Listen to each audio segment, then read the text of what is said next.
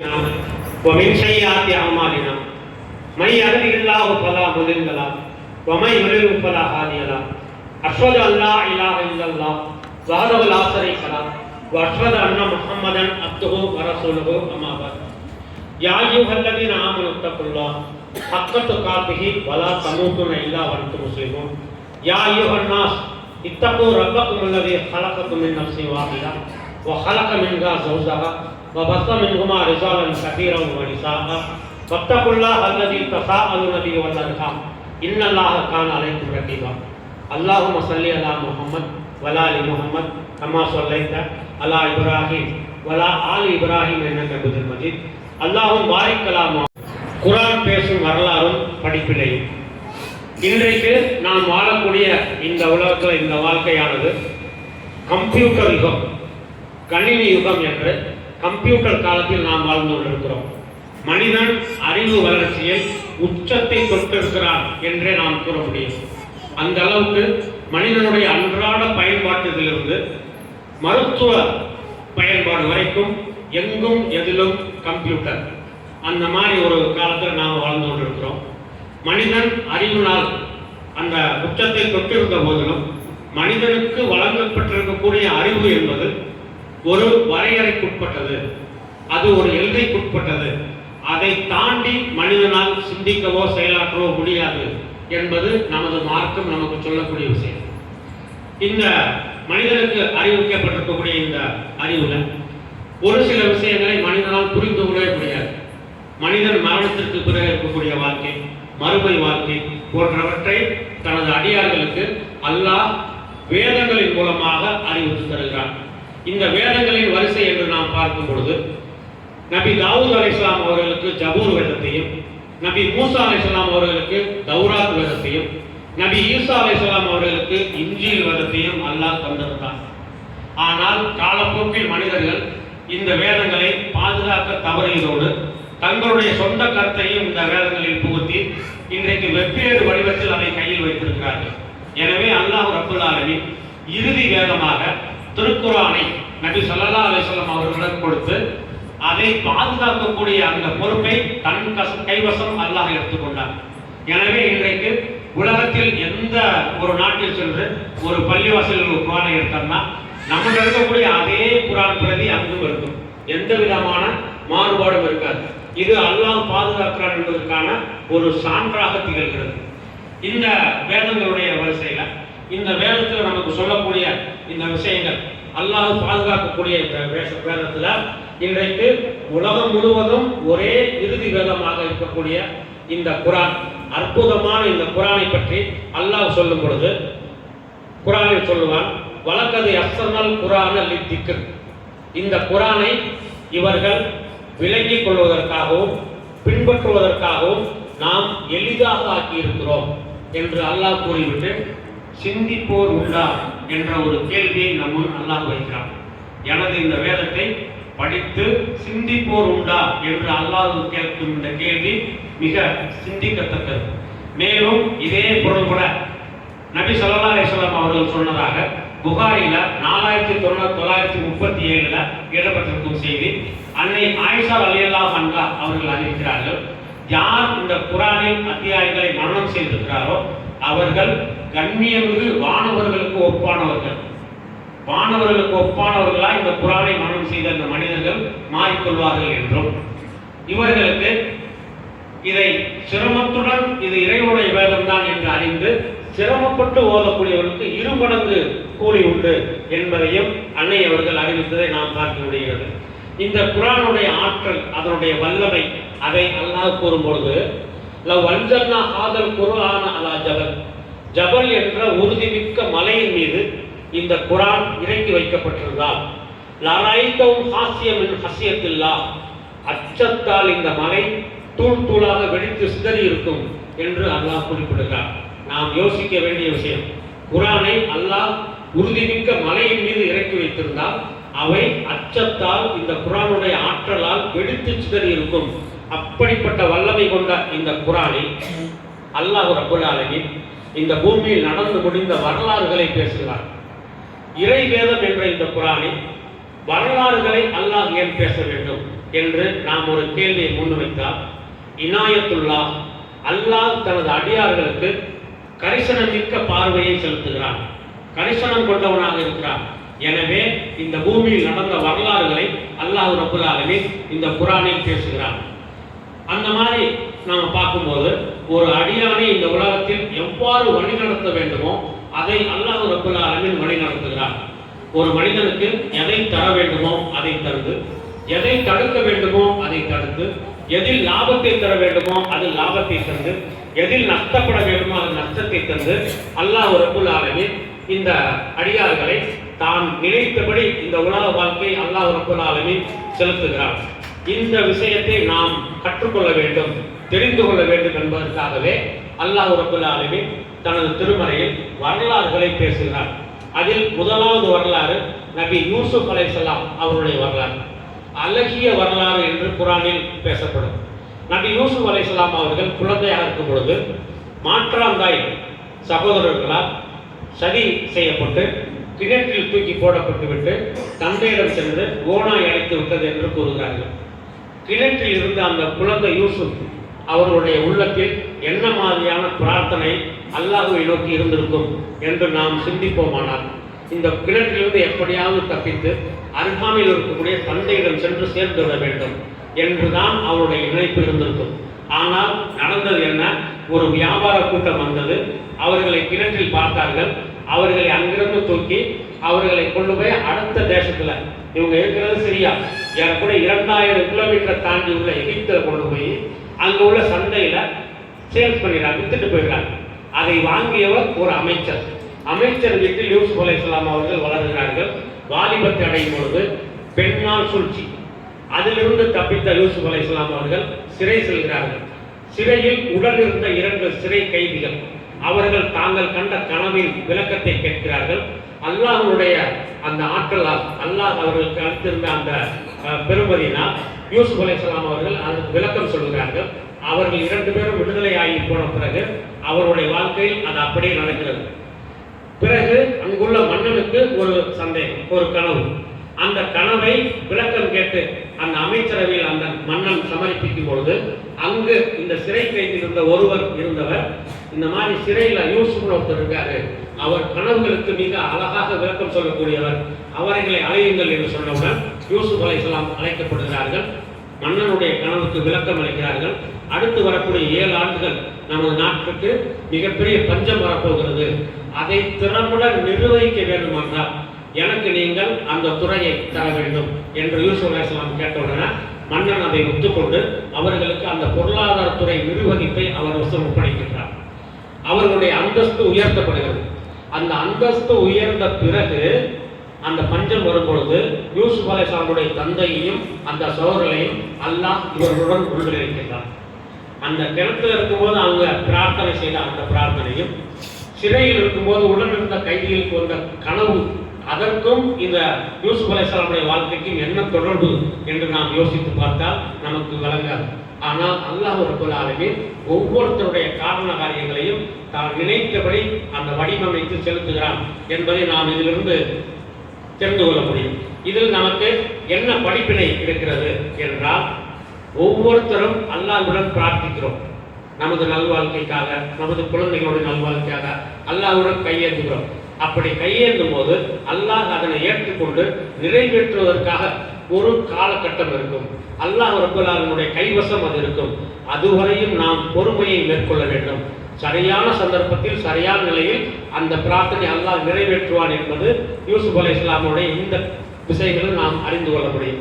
இரண்டாவதாக நபி மூசா அலைஹிஸ்ஸலாமுடைய வரலாறு. ஏறக்குறைய குர்ஆன்ல 136 இடங்களில் மூசா அலைஹிஸ்ஸலாம் அவருடைய வரலாறுகளை அல்லாஹ் பேசுகிறார். இதில் மூசா அலைஹிஸ்ஸலாம் அவர்கள் பிறப்பிலிருந்து ஃபிரௌன் கடலில் மூழ்கடிக்கப்படும் வரை அந்த வரலாறுகளை சூரா அல் கஸஸில் அல்லாஹ் பேசுகிறார். பெற்ற தாய் மூசா அலைஹிஸ்ஸலாம் அவர்கள் அவர்களுடைய தாய் மகனை பெறுகிறார்கள். அந்த குழந்தையை ஃபிரௌன் கொன்று விடுவானோ என்று பயப்படுகிறார்கள். அல்லாஹ் ரப்பல் ஆலமீன் வஹி அறிவிக்கிறார், ஆற்றில் விட சொல்கிறார். ஆற்றில் விடுகிறார்கள். அல்லாஹ் ரப்பல் ஆலமீன் ஏற்பாடு செய்தது போலவே அதே ஃபிரௌனுடைய அரண்மனையில் அந்த மூசா அலைஹிஸ்ஸலாம் என்ற குழந்தையை அல்லாஹ் வளர்க்கிறார்.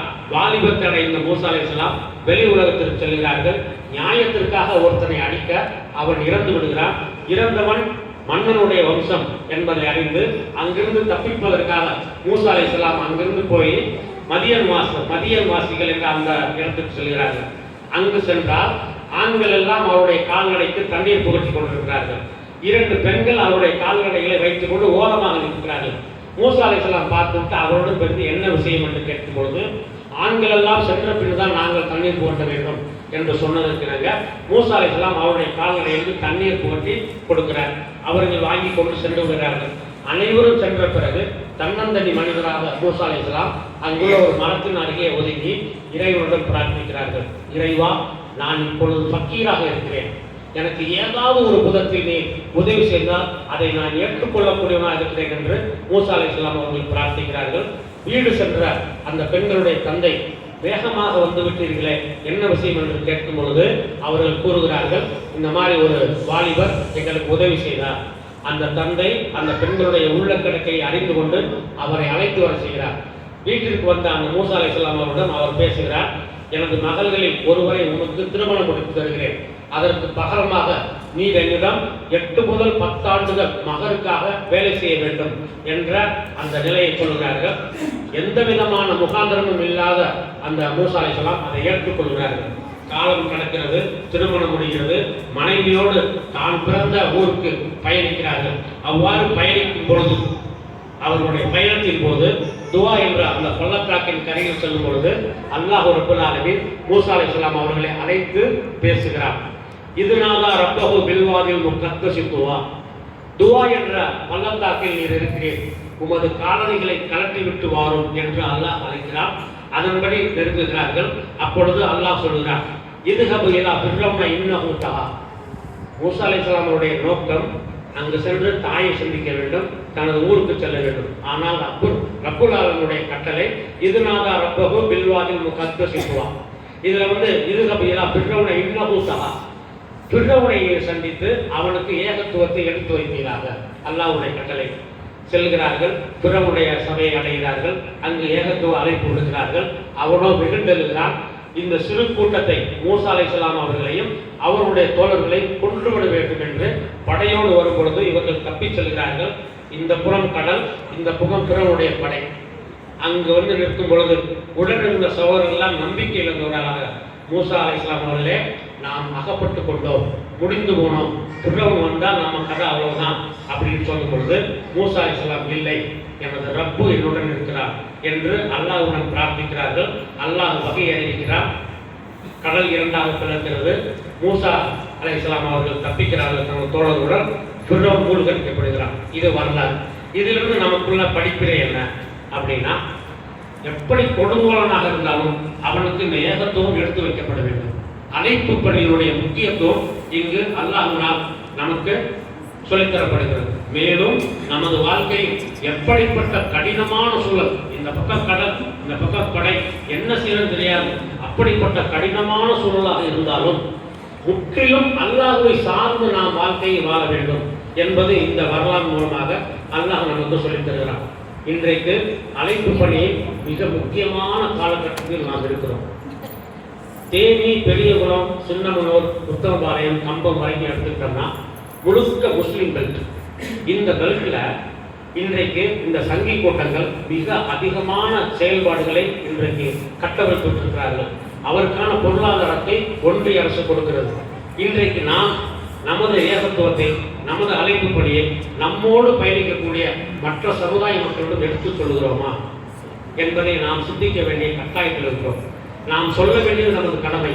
ஏற்றுக்கொள்வதும் ஏற்றுக்கொள்ளாதும் அல்லாஹ்வுடைய கையில் இருக்கு.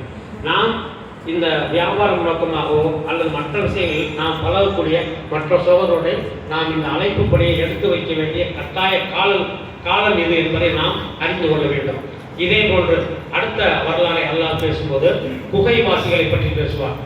தௌஹீது கொள்கை ஏற்றுக்கொண்ட சில இளைஞர்கள் அந்த ஊரில் வாழ முடியாத நிலைமை ஏற்படுகிறது. ஒரு குகையில் தஞ்சம் அடைகிறார்கள். அடுத்த நேர சாப்பாட்டுக்கு வழி இல்லை, அடுத்த நேரம் குடிக்க தண்ணி இல்லை, ஆனால் குகையில் தஞ்சம். குகையில் தஞ்சம் அடைந்த அந்த தோழர்கள் அல்லாஹ்வுடன் பிரார்த்திக்கிறார்கள். ரப்பனா ஆத்தினா மின் லதுன்க ரஹ்மா வ ஹய்யி லனா மின் அம்ரினா ரஷதா. ரப்பனா ஆத்தினா மின் லதுன்க ரஹ்மா, ரஹ்மானே யா ரப்பே, எங்களுக்கு நீ உனது பிரத்யேக அருளை வழங்குவாயாக. மிக முக்கியமான பிரார்த்தனை. இங்க இருக்கக்கூடிய நம்ம ஒவ்வொருவருக்கும் இது தேவையான பிரார்த்தனை. இறைவா, நீ எங்களுக்கு உனது தனிப்பட்ட அருளை வழங்குவாயாக. எங்களின் செயல்பாடுகளை நீங்கள் ஒழுங்குபடுத்தி தருவாயாக. அல்லாஹ்விடம் நாம் சமர்ப்பிக்கிறோம். எங்களுக்கு நீ எங்களுடைய செயல்பாடுகளை, இந்த உலகத்தில் நாங்கள் செய்யக்கூடிய செயல்பாடுகளை ஒழுங்குபடுத்தி தருவாயாக என்று அல்லாஹ்விடம் நாம் கேட்கக்கூடிய இந்த பிரார்த்தனை. இதன் மூலமாக நாம் ஒவ்வொருவரும் நமது வாழ்க்கை சம்பந்தமாக, நாம் இந்த உலகத்தில் வாழக்கூடிய நிலைமை சம்பந்தமாக அல்லாஹ்விடம் பிரார்த்திக்க வேண்டிய இந்த பிரார்த்தனையை நாம் பின்பற்ற வேண்டும் என்பது இதனுடைய படிப்பனையாக இருக்கிறது. அடுத்து மூசா அலைஹிஸ்ஸலாம் அவங்களுடைய சம்பவம் அல்லாஹ் ரப்பல் ஆலமீன் கூறுவார். 3 சம்பவம் நாம் எல்லாம் அறிந்ததுதான். ஒன்று, மூசா அலைஹிஸ்ஸலாம் இல்முக்காக, அறிவுக்காக கில்ர் அலைஹிஸ்ஸலாம் அவர்கள் சந்திப்பார்கள். அப்பொழுது கில்ர் அலைஹிஸ்ஸலாம் சொல்வார்கள், உம்மால் என்னுடன் பயணிக்க முடியாது. அதற்கு மூசா அலைஹிஸ்ஸலாம் இல்லை, நான் பொறுமையாக இருப்பேன் என்று அவருக்கு உறுதிமொழி கொடுத்து இருவரும் பயணிக்கிறார்கள். முதலாவது காரியம், அவர்கள் பயணிக்கக்கூடிய கப்பலில் கில்ர் அலைஹிஸ்ஸலாம் ஓட்டையிடுகிறார், துளையிடுகிறார்கள். அப்பொழுது உடன் இருக்கக்கூடிய மூசா அலைஹிஸ்ஸலாம் உடனடியாக அதை ஏற்றுக்கொள்ள மனமில்லாமல் கேள்வி எழுப்புகிறார்கள். பயணித்துக் கொண்டிருக்கிறோம், இந்த கப்பலை துளையிடுறீங்க, எல்லாரும் சேர்ந்து மூழ்குவா என்று அவர்கள் யதார்த்தமாக கேட்ட அந்த கேள்வி. கில்ர் அலைஹிஸ்ஸலாம், நான் முன்பே சொன்னேன்ல, நான் என்ன சொன்னாலும் கேட்கக்கூடாதுங்க அப்படின்னா மூசா அலைஹிஸ்ஸலாம் அதற்கு அப்பாலஜைஸ், அதுக்கு மன்னிப்பு கேட்டுக்கிட்டு பயணிக்கிறார்கள். இரண்டாவது நிகழ்வு, ஒரு ஊரில் சென்று இறங்கிய பிறகு அங்கு சிறுவர்கள் விளையாடி கொண்டிருக்கிறார்கள். கில்ர் அலைஹிஸ்ஸலாம் ஒரு சிறுவனை பிடித்து கழுத்தை நெரித்து கொலை செய்து வருகிறார். வெகுண்டெழுகிறார் மூசா அலைஹிஸ்ஸலாம். இந்த சிறு குழந்தை என்ன செய்தான், அவன் எதற்காக நீங்கள் கொலை செய்தீர்கள் எனும் பொழுது இரண்டாவது வாணி கில்ர் அலைஹிஸ்ஸலாம் தருகிறார்கள். மூன்றாவதாக, இவர்கள் ஒரு ஊரில் சென்று கொண்டிருக்கும் போது உணவுக்காக அந்த ஊர் மக்களிடம் கேட்கிறார்கள். யாருமே இவர்களுக்கு உணவளிக்க தயாராக இல்லை. ஆனாலும் அந்த ஊர்ல ஒரு சுவர் சாயிர மாதிரி கில்ர் அலைஹிஸ்ஸலாம் மூசாவை கூப்பிட்டு 2 பேருடைய உதவியில் அந்த சுவரை சரி செய்கிறாங்க. அப்பொழுதும் மூசா அலைஹிஸ்ஸலாம் கேள்வி எழுப்புகிறார்கள். சாப்பாடே தராத ஒரு இந்த சுவர் விழுந்தாங்கன்னா இருந்தாங்கன்னா இதை போய் நாம் எதுக்கு சரி பண்ணணும் அப்படின்னு அவங்க கேட்கும்பொழுது மூன்றாவதாக அந்த நிகழ்வு முடித்து வைக்கப்படுகிறது. இந்த 3க்கும் விளக்கம் சொல்லப்படுகிறது. இந்த கப்பலில் ஓட்டை எதற்கென்றால், கப்பல் கொள்ளையர் ஒருத்தர் வந்து கொண்டிருக்கிறார். நல்ல கப்பல்னா அபகரிச்சிடும், இது ஓட்ட கப்பல்னா விட்டு போயிடுவாங்கிறதுக்காக செய்தேன். இரண்டாவது, இந்த குழந்தையினுடைய பெற்றோர்கள் வயோதிகர்கள் அவர்கள் மிகவும் சரியான தௌஹீது கொள்கையில் இருக்கிறார்கள். இந்த பையன் வளர்ந்து வந்தால் அவர்களுக்கு இம்சை கொடுப்பான், சிரமம் கொடுப்பான் என்பதற்காக அவனை கொலை செய்தேன். மூன்றாவதாக, அந்த செவருக்கு கீழே 2 அனாதை குழந்தைகளுக்காக அந்த புதையல் இருந்தது. அந்த புதையலை பாதுகாப்பதற்காக நாம் அதை சரி செய்தோம் என்று இந்த விளக்கம் கில்ர் அலைஹிஸ்ஸலாம் அவர்களால் சொல்லப்படுகிறது. இதிலிருந்து நமக்கு என்ன தெரிவது என்றால், இந்த உலகத்தில் நடக்கக்கூடிய ஒவ்வொரு நிகழ்வும் அல்லாஹ் ரப்பல் ஆலமீன் ஏற்பாடு செய்தபடி திட்டமிட்டபடி நடக்கும்.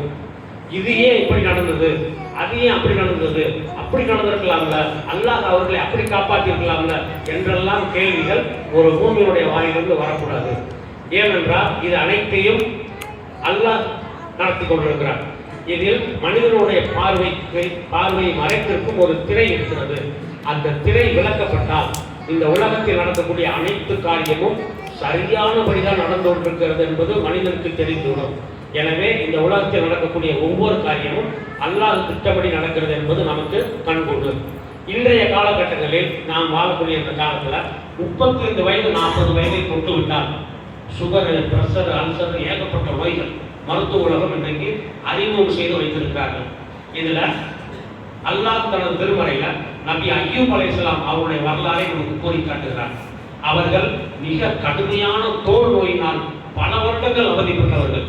அந்த அய்யூப் அலைஹிஸ்ஸலாம் அவர்கள் அந்த நோயினுடைய நிவாரணத்திற்காக என்னிடம் பிரார்த்தித்தார்கள் என்று அல்லாஹ் சொல்லும்போது, ரப்பஹு அன்னி மஸ்தனில் ஒரு அடுத்த அரசராகவே, இறைவா நான் நோய்வாய்ப்பட்டிருக்கிறேன், நீயோ கருணைமிக்க இறைவனாக இருக்கிறார். இதுதான் அந்த பிரார்த்தனை. நமக்கு நோய் வந்தா என்ன செய்வோம், அல்லாஹ் இறைவா இதை எனக்கு அகற்றிவிடு, எனக்கு சிபாவை தா, எனக்கு சுகத்தை தா என்று நாம் கேட்கிறோம். அய்யூப் அலைஹிஸ்ஸலாம் செய்த இந்த துஆவை, இந்த பிரார்த்தனை அல்லாஹ் குர்ஆனில் ஏன் கூறுகிறார் என்றால், அந்த தோரணையை பாருங்க.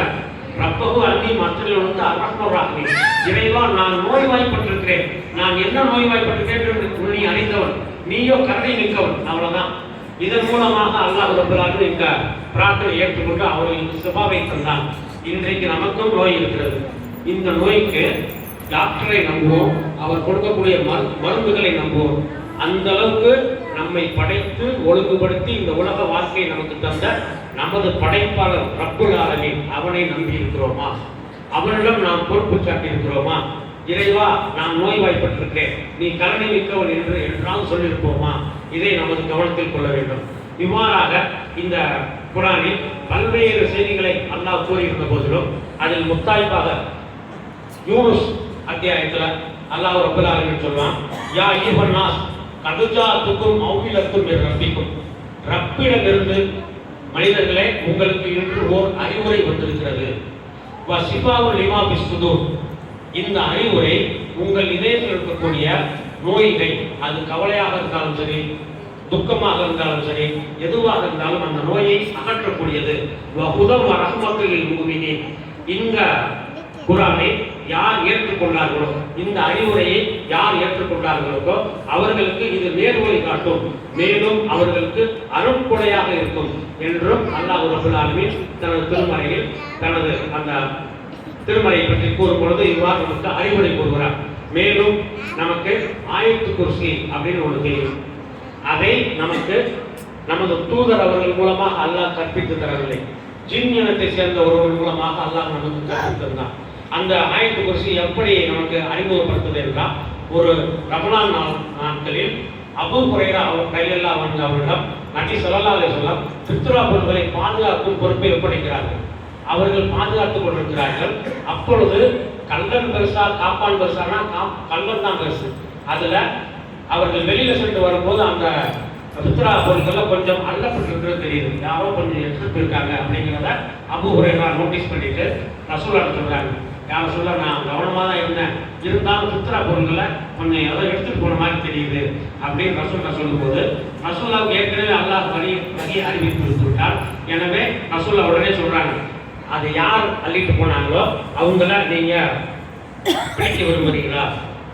அபூ ஹுரைரா சொல்றாங்க, ஆமா ரசூலுல்லாஹ், இப்படி நம்ம பாதுகாப்பு சொல்லாம கொள்ளாம எப்படி ஃபித்ரா பொருள் எடுத்துட்டு போறான் அப்படின்னு சொன்னோம்னா ரசூலுல்லாஹ் சொல்றாங்க, நாளைக்கு அவன் வருவான், நீங்க சுப்ஹான மன் சஹரக பி முஹம்மத் அப்படின்னு சொல்லுங்க. இது ஒரு பாஸ்வேர்ட், ஒரு கோட் வேர்ட். இதை சொல்லுங்க, அவன் உங்கள் கண்களுக்கு தென்படுவான் என்று ரசூலுல்லாஹ் சொல்றாங்க. மறுநாளும் அதே மாதிரி பொருள்கள் அள்ளப்பட்டிருக்கும் போது இதை சொல்லுகிறார்கள். அங்கு ஒரு ஜின் இனத்தை சேர்ந்தவன் வெளிப்படுகிறான், அவனை பிடித்துக் கொள்கிறார்கள்.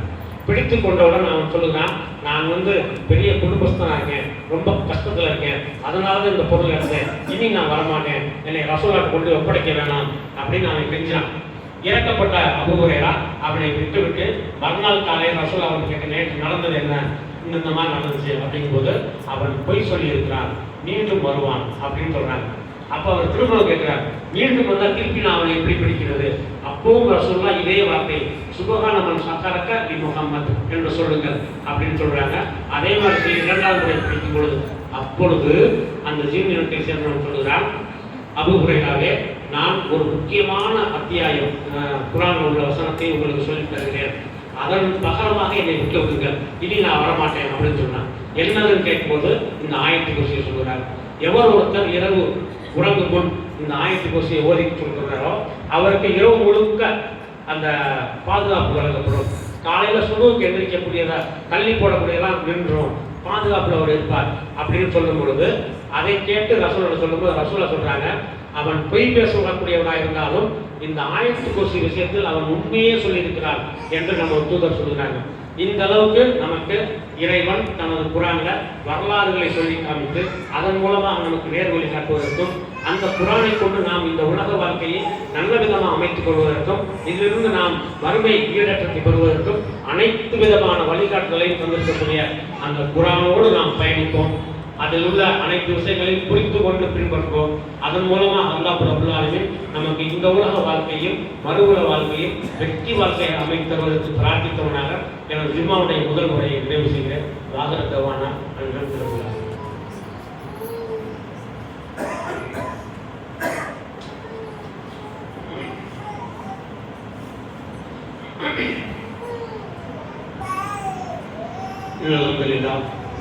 அல்ஹம்துலில்லாஹ் ரப்பில் ஆலமீன் அல்லாஹ் தனது இறைவேதத்தில் பேசக்கூடிய அந்த வரலாறுகளும் அதன் மூலமாக உள்ள படிப்பினையும் என்ற ஒரு சில விஷயத்தை நாம் இங்கு பார்த்தோம்.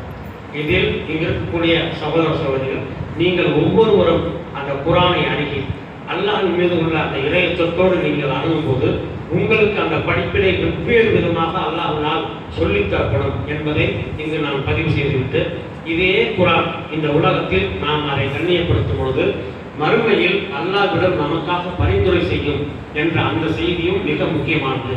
நாம் மரணித்த பிறகு நம்மோடு இந்த குரான் பயணிக்கும். கபூர்ல நம்மை கொண்டு வைத்த பிறகு அனைவரும் வந்த பிறகு அங்கு சூரிய ஒளி போல் பிரகாசம் உள்ள ஒருவர் வெள்ளை ஆடை அணிந்து அங்கு நம்மிடம் வருவார். நாம் அவரை யார் என்று விசாரிக்கும் பொழுது, உலகத்தில் வாழும் பொழுது குரான் வாசித்தீர்களே, அமல் செய்தீர்களே, அந்த அமல் தான் நான் என்று அந்த செய்தி சொல்லிவிட்டு அந்த இருட்டறைகள் வெளிச்சமாகி நம்மோடு துணையாக இருக்கும். அந்த அளவுக்கு இந்த குரான் நமக்கு உடல் வரப்போகிறது. மேலும் மறுமையில் அல்லாஹ் நம்மளை அழைத்து விசாரிக்கும் போது இந்த குரான் அங்கு பிரசன்னமாகும். அல்லாஹ்விடம் சொல்லும், இந்த மனிதர் உலகில் வாழும்போது இறைவா, இவர் என்னை மரணம் செய்தார், இவர் என்னை வரம்புகளுக்கு உட்பட்டு நடந்தார், இவர் என்னை கண்ணியப்படுத்தினார் என்று அடுக்கிக் கொண்டே செல்லும் பொழுது அல்லாஹ் ரப்பல் ஆலமீன், அதெல்லாம் சரி, இந்த மனிதரை பற்றி உனது அபிப்பிராயம் என்ன என்று அல்லாஹ் கேட்பான். அப்பொழுது அந்த குரான் சொல்லும், இவரை நீ பச்சை பட்டாடை கொண்டு போர்த்த வேண்டும், உயர்ந்த கிரீடத்தை அணிவிக்க வேண்டும், இவரை சொர்க்கத்திற்குள் நீ நுழைவிக்க செய்ய வேண்டும், அதன் பிறகுதான் இங்கிருந்து நான் செல்வேன் என்று அல்லாஹ்வுடன் பரிந்துரை செய்யக்கூடிய அந்த மகத்தான அல்லாஹ்வுடைய வார்த்தைகள் கொண்ட அந்த குரானை நமது வாழ்க்கையில் நாம் அர்த்தம் புரிந்து தினந்தோறும் அதை ஓதக்கூடியவர்களாகவும் அல்லாஹ்வை நோக்கி நாம் பயணிக்கக்கூடியவர்களாகவும் நாம் ஆகிக்கொள்ள வேண்டும். மேலும் இன்றைக்கு நமக்கு நல்லாவே தெரியும், எந்த வீட்டில் குரானில் அல்-பக்ரா அத்தியாயம் ஓதப்படுகிறதோ அந்த வீட்டிலிருந்து சைத்தான் விரண்டு ஓடுகிறான், நமக்கெல்லாம் தெரியும். ஆனால் நாம் இதை நம்பி அல்லாஹ்விடம் அந்த பொறுப்பை சாட்டியவர்களாக இதை செய்கிறோமா? இப்பொழுது நமக்கு ஒரு கேள்வி வரும், 286 வசனம் அல்-பக்ரால, இதை தினந்தோறும் எப்படி ஓத முடியும் அப்படின்னு ஒரு கேள்வி நம்ம வைக்கலாம். எங்கேயுமே தினந்தோறும் 286 வசனம் அல்-பக்ரா ஓதும் சொல்லப்படவே இல்லை. 4 வசனம், 2 வசனங்கள் காலையில் பதில் சொல்கிறோம், அல்-பக்ராவை தொடர்ந்து அந்த அர்த்தத்தோட 2 வசனம் 3 வசனம் ஓதினாலே நம்ம வீட்டை விட்டு சைத்தான் புரண்டு ஓடுவான். அதன் மூலமாக நம்ம வீட்டுக்கு பறக்கத்து உண்டாகும், நமக்கு வீட்டு பாதுகாக்கப்பட்டு ஆகும். இதையெல்லாம் சொல்லக்கூடிய இந்த விஷயங்களை நாம் பின்பற்றி நமது வாழ்க்கையை நேரான வழியில் வகுத்துக் கொண்டு அல்லாஹ்விடம் அந்த நேரான வழிக்காக துவா செய்தவர்களாக நமது வாழ்க்கையை நாம் கடத்தக்கூடியவர்களாக ஆகிக்கொள்ள வேண்டும். அல்லாஹ் ரப்பல் ஆலமீன் அதற்கான இந்த தௌஃபீக்கை உங்களுக்கு நான் தர வேண்டும் என்று பிரார்த்தித்து எனது ஜும்மாவுடைய 2வது முறை நிறைவு செய்கிறேன். வாகன தவானா அல்ஹம்துலில்லாஹி ரப்பில் ஆலமீன். அஸ்ஸலாமு அலைக்கும் வரஹ்மத்துல்லாஹி வபரகாத்துஹு.